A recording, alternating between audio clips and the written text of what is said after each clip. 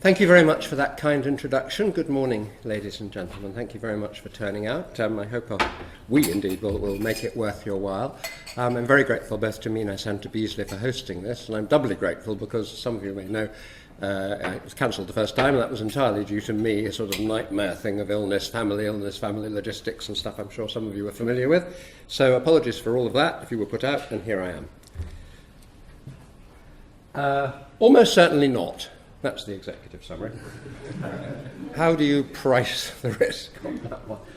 Well, these are the two alternatives. That was a cover from The Economist. Some of you may have seen it. Still very well worth reading, where their defense editor sort of actually went through a scenario of how it could come to war, ending, needless to say, with a triumphant tweet from a certain US president, versus what I think, on balance, is my own reading on the right. I've probably got a lot of slides, and some of them I won't have to leave out, and I'm sure the deck can be made available to you. Better historical than hysterical, sorry for the pun. I'm not sorry, actually, I like puns. Oh, sorry, I should...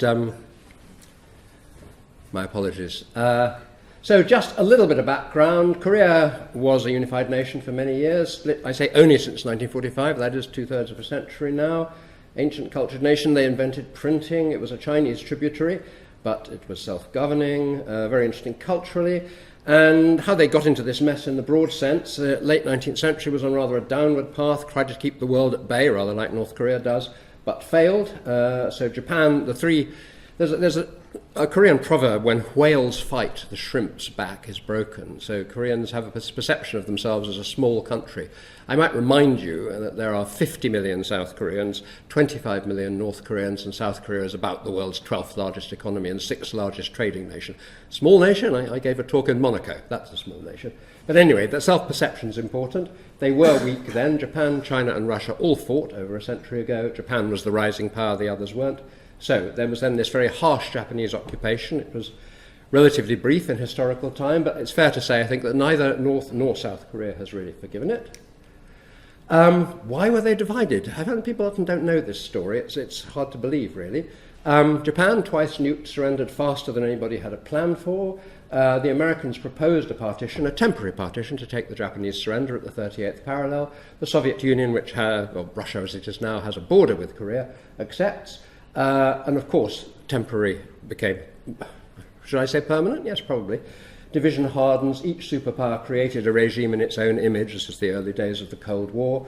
The two republics, the Republic of Korea in the south, the Democratic People's Republic, humorously named, in the north in 1948. And yet, very importantly, neither Kim Il-sung in the north nor Syngman Rhee in the south were puppets. And of course, as a sociologist, I abhor cultural generalizations about people, good or bad, but I will make one. Koreans don't do puppet. And then, of course, it didn't last. Kim Il-sung invaded the south, would have won, was it not for the US-led UN intervention. MacArthur pushed north, China came in, Seoul changed hands 4 times. War in Korea really is not a good idea. It's been tried. There was an armistice. There is an armistice, still no peace treaty. The new border, the again rather ironically named demilitarized zone, there's no arms in it, but there are lots on either side of it, not in a very different place from the 38th parallel. 4 million people died. Both Koreas were destroyed, especially the north, where the US UN had complete command of the air, the dams, and absolutely everything was bombed. DPRK this is the sort of thing I probably won't be able to spend as much time as I'd like. I mean, I'm intrigued by North Korea intellectually. I mean, for you it's a more, and for a lot of people now, it's a slightly more life and death concern about policy. But I mean, trying to actually comprehend this place and how come it's still there. I think it is 1984, not Brave New World. The difference being in Brave New World, they're smiling, happy people, and they've been genetically engineered, haven't they? Whereas in 1984, nobody is fooled. I don't think anyone is fooled in North Korea anymore. The economy is really hard to conceptualize because it's no longer the old planned economy. That collapsed after the fall of the Soviet Union and the end of aid and famine and so on. So there's a lot of, there are grassroots markets which coexist, but the political system remains as strong as ever.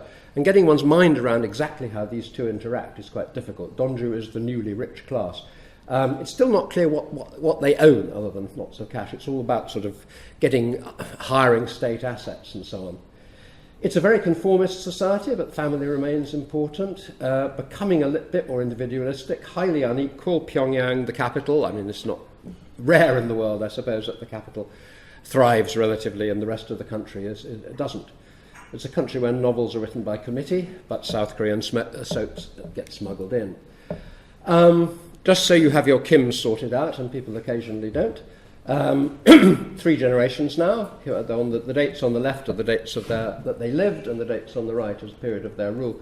Note how young Kim Jong-un is. We don't know exactly how young, but I mean, if he lives as long as his grandfather, he could still be around in 50 years' time, which is more than I will. I think I'm going to have to pass through this one. I mean, there's a whole... Those of us who are North Korean professionals tend to deplore the way that Kim Jong-un has become a meme, is that the word, a sort of tabloid cartoon. And I want to sort of slightly go out on a limb on that one and say that some of the cartoon images are not entirely untrue. But so I'll just go straight to the summary. It's the cartoon tabloid image is often crude and distorted, but it is rarely outright fiction. I mean, you know, the Dennis Rodman visits, what can you say? As a social scientist, I mean, I'm very struck and vexed by the challenge. We don't know some very basic facts. We didn't know that Kim Jong-un existed. You do wonder sometimes what MI6 and the CIA are doing with our money, unless they knew and they weren't telling us, of course, which is always possible. It took a sushi chef to spill the beans, but I can't go into that story. We don't, more germanely for now, we don't know what nukes they've got or where, so anybody that's got sort of Israeli-type illusions, you know, that you just bomb Al-Kibar or you bomb whatever the Iraqi... Like there is one visible thing and you bomb it and you've got rid of the problem. I mean, please don't. It's not like that. Then interpreting what we do know, is Kim Jong-un, who after all is very young and was hardly prepared for this, is he in charge? Are others behind the scenes? I think the evidence suggests that he is in charge, for better or worse. And what to do? There are absolutely no good options, as many people have said, and that, to me, counsels caution, hopefully for others. Here are some policy pitfalls. There's a lot of wishful thinking around on North Korea on all sides of the political spectrum. Hawks tend to think that it will collapse, everything will be all right. I was a collapsist for a long time. I couldn't see how somewhere so oppressive and so riling the rest of the world, a dinosaur in the world of mammals, if you like, could possibly go on, but it does go on, and so one has to rethink. Doves think, actually, you know, they're banging on the door and they're trying to get our attention and they really do want to settle. Well, I wish, and it has to be tried, but I'm not sure the evidence is clear. Number 3 is really important. North Korea is very bad in a very great many ways, not only the nuclear weapons, but also human rights issues and so on. And international crime, you know, cyber attacks were mentioned. I was just reading something about they're apparently quite keen on Bitcoin and things like that. But you can't solve all the bad things at once. If the nuclear things are we want to get settled, then that's what we have to talk about. And damning them for human rights at the same time, although richly justified, maybe won't bring them to the conference table. That's an acute dilemma. And we have to coordinate, but of course different powers' interests vary. It looks different from Beijing, as my colleague is going to say, than it does from Washington or possibly from here. Can we get a consistent bipartisan policy even within countries? No, we can't.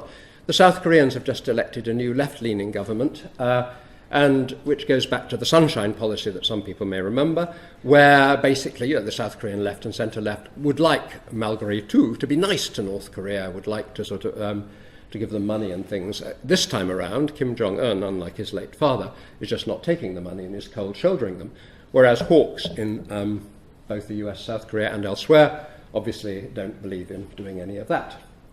That links to an argument about engagement. I mean, those of us who support engagement, I think, tend to do so with the cynicism. There's a quote from the humorist Saki that of all the ways of killing a cat, choking it with cream should not be overlooked. You could argue on the basis of the German parallel, though I don't know how far I want to push that 20 years of Ostpolitik did soften up East Germany and perhaps led to its eventual collapse. So it wasn't a question of sort of being naive and having liberal illusions. And then the final one, that probably looks extremely ambiguous. I mean, this is a sort of Kantian dilemma. I tend to take the view that North Korea is sui generis. It's one of a kind. It's very isolated, and on that basis, some sort of a deal should be possible. However, that to make probably any sort of deal will mean breaching the integrity of the Non-Proliferation Treaty, and it means the counter argument is, but it means they get away with joining the NPT, leaving. I mean, they're not the only nuclear malefactor in the world, God knows, but the others, Israel, India, Pakistan, never joined the Non-Proliferation Treaty in the first place. So those are some of the pitfalls.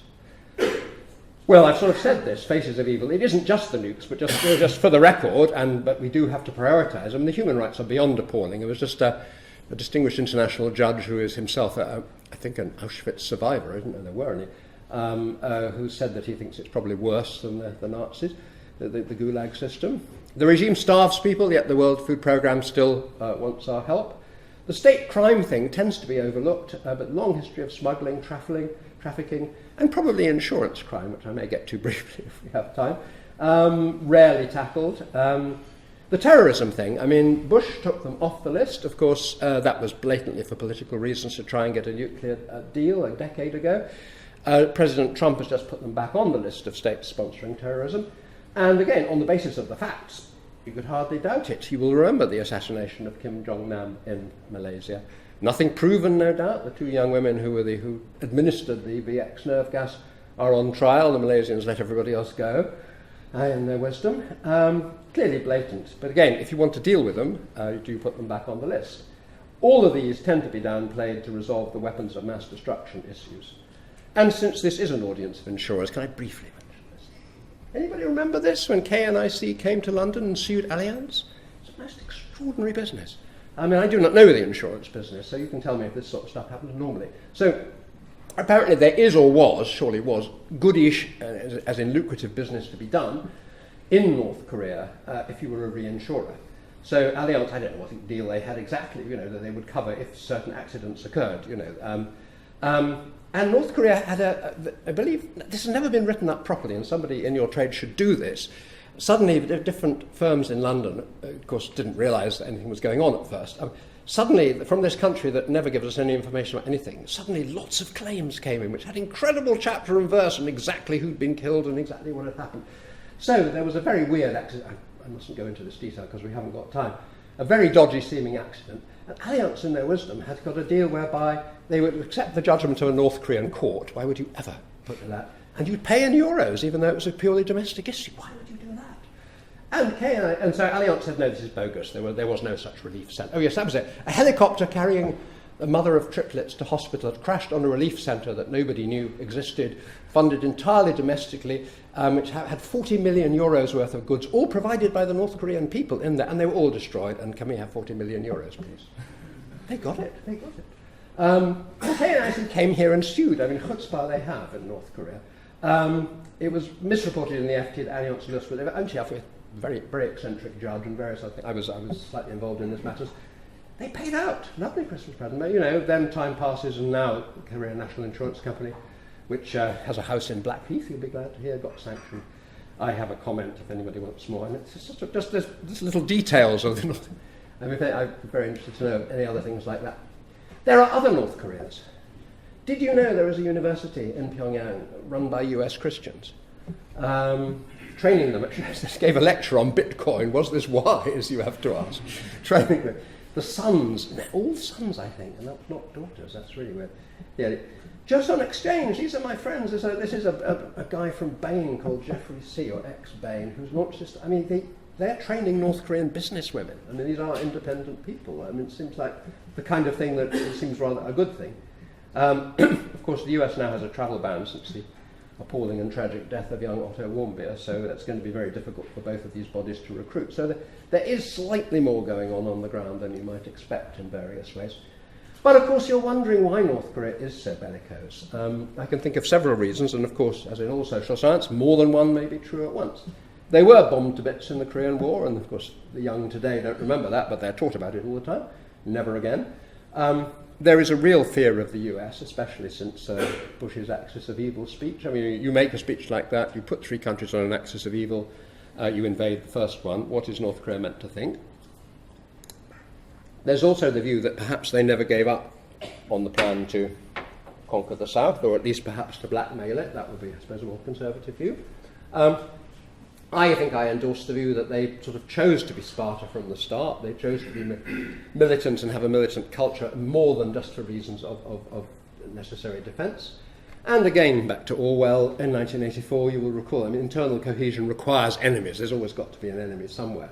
But of course, whatever the reason, there is a long and continuous history of local provocations against South Korea well before the current crisis. Why did they then go nuclear? And again, more than one reason may be true. To avoid the fates of Gaddafi or Saddam Hussein. Time was when they were being urged to, emulate that sensible chap in Libya who's given up his rather incipient weapons of mass destruction programs. Or to save money. Asymmetric warfare is probably cheaper, although those big rockets obviously don't come cheap. To get paid a lot to stop eventually, as we rather hope that is the case. To blackmail or dominate South Korea, I mentioned that. Probably not the Bond villain thing of sort of seeking world domination exactly. And a very interesting quote from Kim Jong-un in September: our final goal is to establish equilibrium of real force with the US and make the US rulers dare not talk about military option. Hasn't worked so far, it must be said. And you'd have thought that they've long since, merely having any nuclear facility is enough to stay the hand of invasion, or you would have thought that at least until Trump. We'll be getting to this.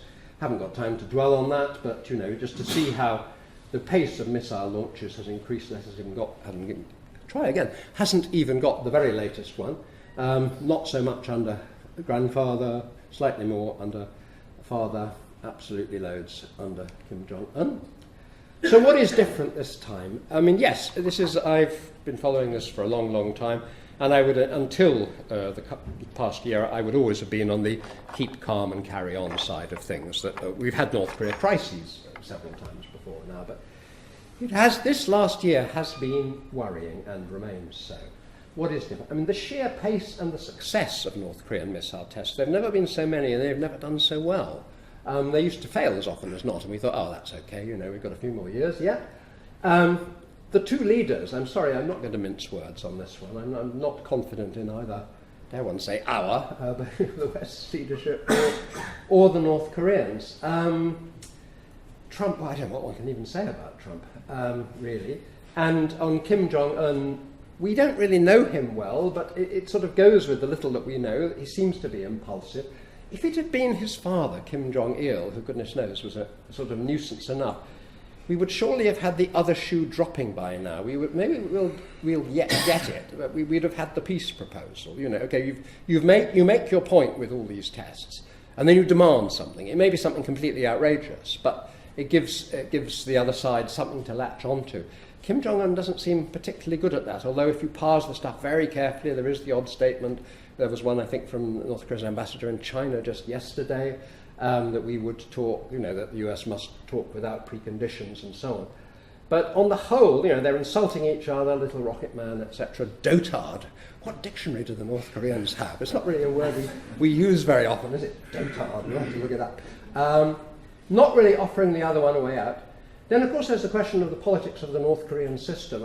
If it is the case, and some analysts are suggesting this, that some people in North Korea, in the elite, are older and wiser heads, are slightly worrying about that sanctions really are starting to bite, particularly if China really does enforce them, and maybe this isn't such a good idea. Is it safe to say that to Kim Jong-un, or is it kind of off with his head time? Diplomacy is needed, but it's very hard. I was running ahead of myself slightly here, but we did, in the various voices that we get from Washington, we had Secretary of State Tillerson just yesterday, sounding very, he's quite keen on talks and so on.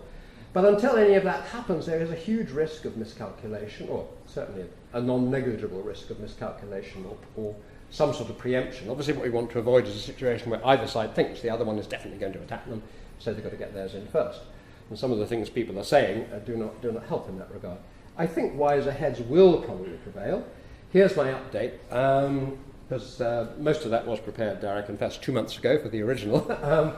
Has it helped? Well, we had a 2-month pause when the North Koreans didn't test anything, and that raised some hope. Tillerson said again just yesterday that if there was a period of a pause, that would be helpful. That got shattered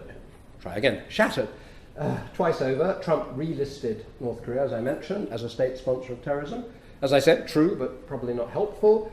And then North Korea riposted with its biggest ever ICBM, which of course, they fire them vertically so as not to actually hit America, but it could do.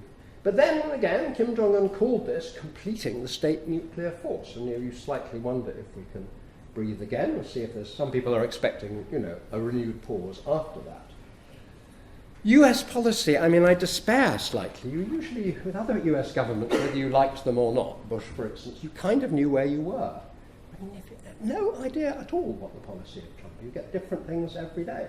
And as I prepared this before Tillerson's latest remark. So McMaster, security advisor, saying war risk is closer every day. You have Ambassador to the UN, Nikki Haley, sounding iffy about whether the US will go to the Pyongyang Olympics. I mean, so that will have got done really well in Seoul. The South Koreans, who love hosting stuff, you know, they finally got the Winter Olympics and no one's bought any tickets, so go and do it now. Really want their big ally to sound iffy about that. Pyongyang is, of course, a big test, but I'll come to that in a moment. Mattis, Defence Secretary, diplomacy can still work, and of course let me now add the Tillerson remarks that I'm sure you've seen, I've mentioned. On the other hand, on the warmonger camp, Senator Graham, who says that the Pentagon should start evacuating US forces' dependence from South Korea, but they aren't, make of that what you will. Are we about, yes, Tillerson saying very sort of peaceful things, but is Tillerson long for this world? There are very strong rumours that he died. I mean, Trump has publicly tweeted, telling him not to waste his time talking to the North Koreans. What kind of government is this? Pompeo, current head of the CIA, is thought to be more hawkish. And of course, noise is off. I mean, there's a lot else going on in the sort of chaos of the Trump presidency. The fallout from the Jerusalem recognition may distract. And I wonder now about the Alabama result. You know, his majority is down to 51 in the Senate. If in the months ahead we get a more beleaguered Trump on any front at all, I'm hopeful that makes him, you know, any crazy decision will be less likely, but I don't know how one can ever be completely confident. So, you want to know what the canaries in the mine are, you want to know what the risk is. Things to watch out for. Well, I've just mentioned it. If indeed there start being evacuation, I mean, I've had individual queries, is it safe, etc. And I keep saying, yes, probably, no time. So, if there are pullouts from the Pyongyang Olympics, and I was recently in Geneva talking to the EBU, who want broadcasters obviously want to know if it's safe, think it is. If we saw serious civil defence moves by the ROK government, which we don't, if we saw major financial outflows from South Korea, whether it be the stock exchange or FDI or whatever, if we saw a major military build-up, that's kind of quite hard to tell. We get some much publicised. The US over the last year has been sending much more in the way of aircraft carriers and bombers and things than it normally does, but it's pretty much sort of show of force, I think. Or if tourism was cancelled. Dare I mention, thinking of cancelled, I had a slide censored here. My next slide was to be an advert that just came in from one of the several companies that will, British owned or run, that will take your money to take you to North Korea, offering New Year's Eve in Pyongyang. I wasn't in any way endorsing this, I hasten to add, so I'm sorry if it would have caused embarrassment, but I thought it was rather a good canary in the mine. If they're not, I mean, even after warm beer and so forth, you know, they're still taking people and they're not cancelling. No, I thought that was an interesting piece of evidence. There we are. Is there a military option? If I agree with Steve Bannon, dreadful man, on nothing else, he had this exactly right. So in the kamikaze interview that got him fired, which is kind of a bit of a thing in the Trump administration, isn't it? There was Scaramucci before him. Until somebody solves the part of the equation that shows me that 10 million people in Seoul don't die in the first 30 minutes. Well, maybe not, maybe only 1 million, but never mind what's the number. I don't know what you're talking about. There's no military solution here. They got us. That is entirely correct. And then, how big a threat is the DPRK in a way? I want to raise some questions. I'm getting towards the end. Is Trump right to prioritise North Korea as he does? For sure, Obama was wrong to neglect it. So-called strategic patience meant doing nothing, and I think that was dangerous. I am reassured by how lonely. Those of you who watch Team America World Police will know this is a quotation, but will be glad to know I'm not going to sing it. It's the non-ISIS, isn't it, North Korea? It's not metastasizing globally. No one flocks to its banner to kill Kim Jong-un. If it's a one-off, surely we can sort it out. We know that Kim Jong-un's policy of Pyongyang in tandem, nukes and economic development. Can we not somehow find a way to encourage the latter? So that's why I end up, uncomfortably, admittedly, and sorry for the technical term in the last slide, that we should buy them off. It does stick in the craw, but I don't think there is a better way. Lovely little pictures to more or less end with and various references. And now let me hand over to Richard, who will tell you about the Chinese angle. Thank you for listening.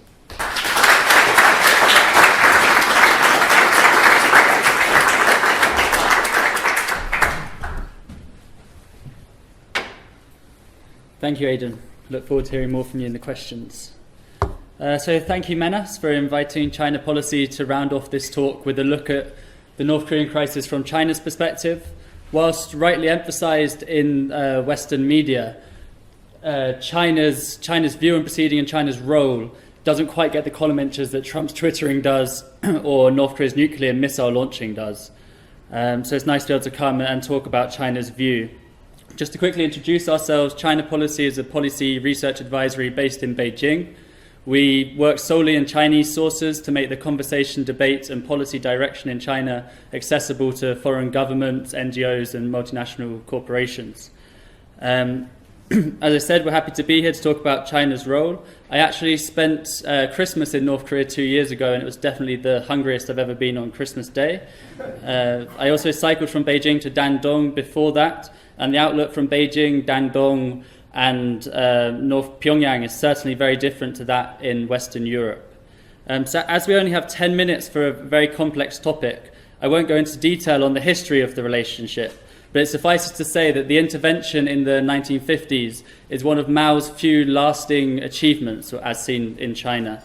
And it made North Korea of great importance to CCP legitimacy throughout the second half of the 20th century. However, since China formalized relations with South Korea in 1992, China and North Korea's relations have been on a fairly steady downward spiral. This worsening in relations has become particularly profound since Kim Jong-un and Xi Jinping came to power at the beginning of the decade. Xi wants to increase his and China's global standing, as shown by him here talking at Davos, or the World Economic Forum, earlier this year.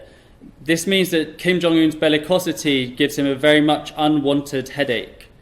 Indeed, Xi not only broke protocol by going to visit the South Korean leader before the North Korean, but he's never actually met Kim Jong-un as president of China. I think he did meet him whilst he was still a vice premier.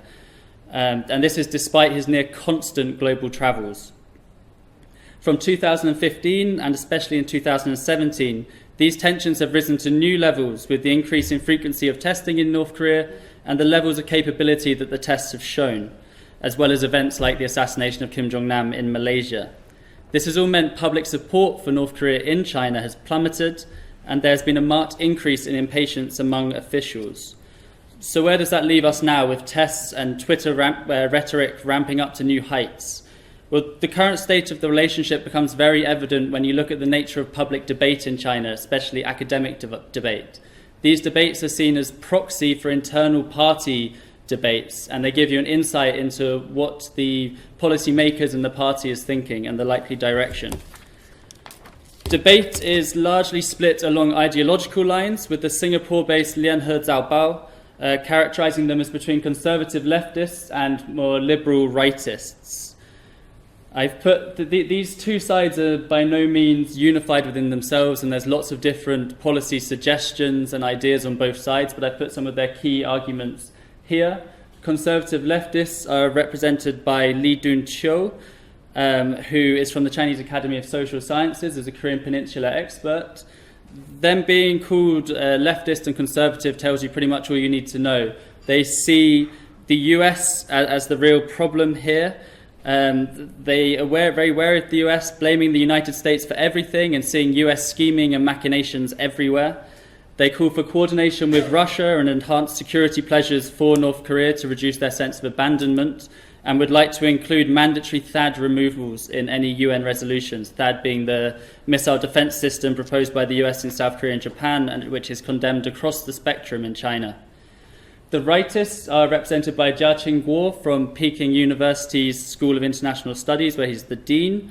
He often speaks with knowledge of what's happening behind the scenes, so it's very interesting to follow his points of view.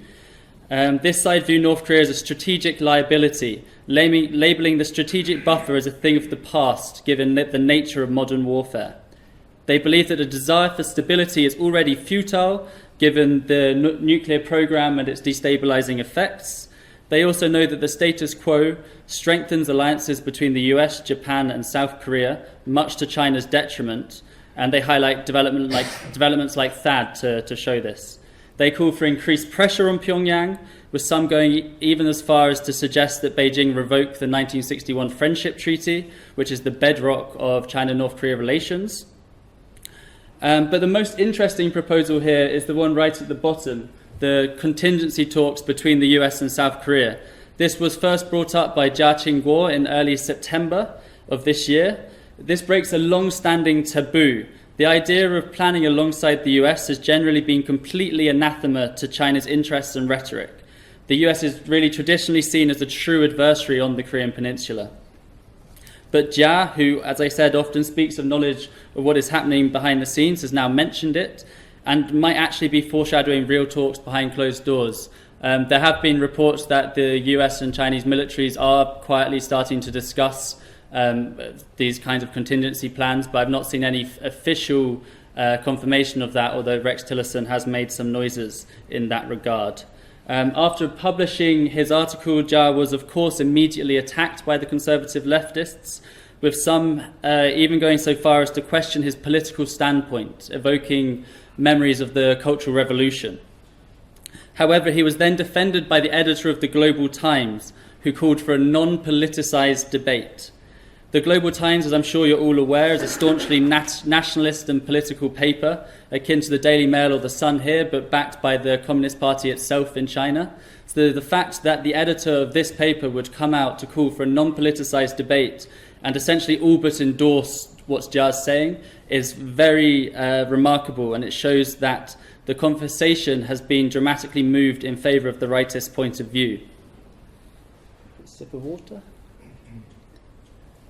But what does this tell us about the actual policy? Well, while not endorsing the perspective of the rightists, officials do not rebuke it, which is especially remarkable given the state of online censorship and policing under Xi. Under Xi, the policy has in fact been much closer to the more critical view of North Korea espoused by the rightists. And while China does still constitute 90% of North Korea's trade, the critical approach has been shown by the ban on textiles, the closing of joint ventures, and the inclusion of oil, albeit minimally, into sanctions, making talk of normal trade ties redundant.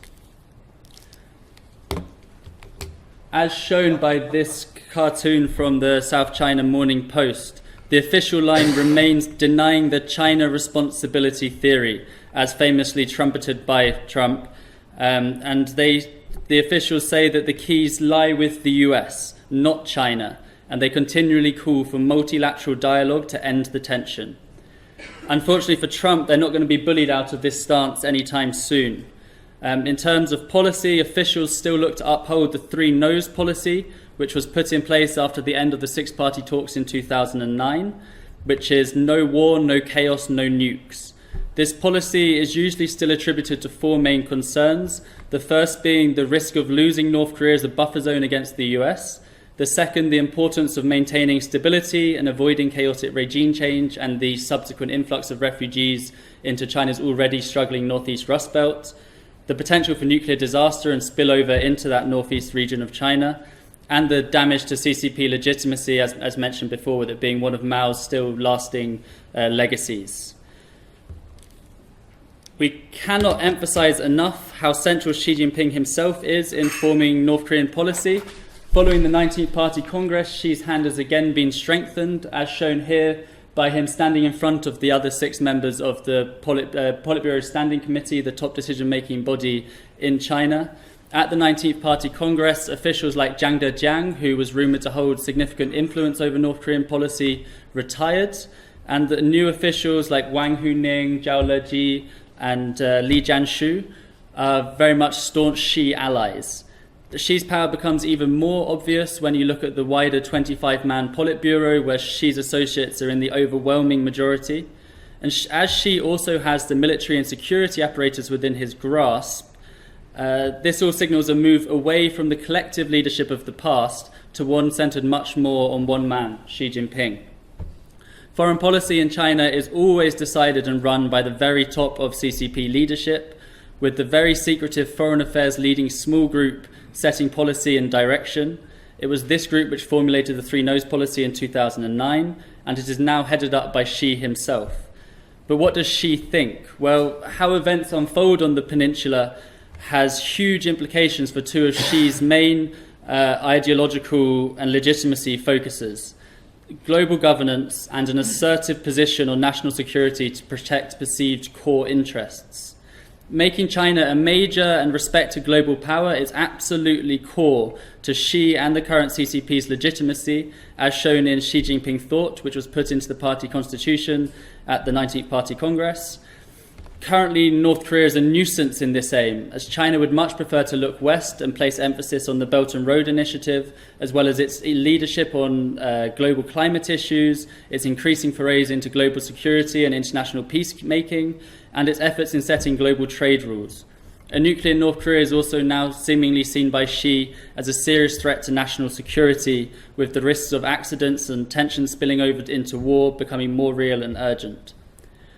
All this means China's policy to North Korea is likely to stay on much the same course as it has done under Xi since about 2013, with continued incremental increases in pressure as impatience with Kim Jong-un continues to run out. This could include further sanctions on oil, but China is unlikely to want to push it much further in the very short term, as officials believe the sanctions are already severe and they need a year and a half to take any real effect, so just ramping them up again wouldn't make much difference and doesn't seem particularly logical to them. Any further sanctions would also be potentially life or death to the North Korean regime, and China would want to avoid any such situation if at all possible. China's unerring position was again emphasized by Wang Yi, the foreign minister's speech on Sunday on foreign policy in 2017. North Korea came in the final paragraph of the fourth section of his speech, deliberately delayed to a non-prominent position. He again emphasized calls for multilateral dialogue and reiterated China's desire for a double suspension policy whereby the US and South Korea stop military exercises in exchange for a curtailment to North Korea's nuclear program. So to conclude, while wanting to do enough to maintain peace and reduce regional frictions, China's position will remain denying the China responsibility theory, and they'll just keep kicking the can down the road, hoping somebody else will pick it up and put it in the bin, or that it will disappear probably when Trump leaves office. So going back to the question at the beginning of this talk, will there be war? If there is, it certainly won't be instigated by China, and China will be doing everything it can to ensure that there is not war. Cheers. Going to questions now, please.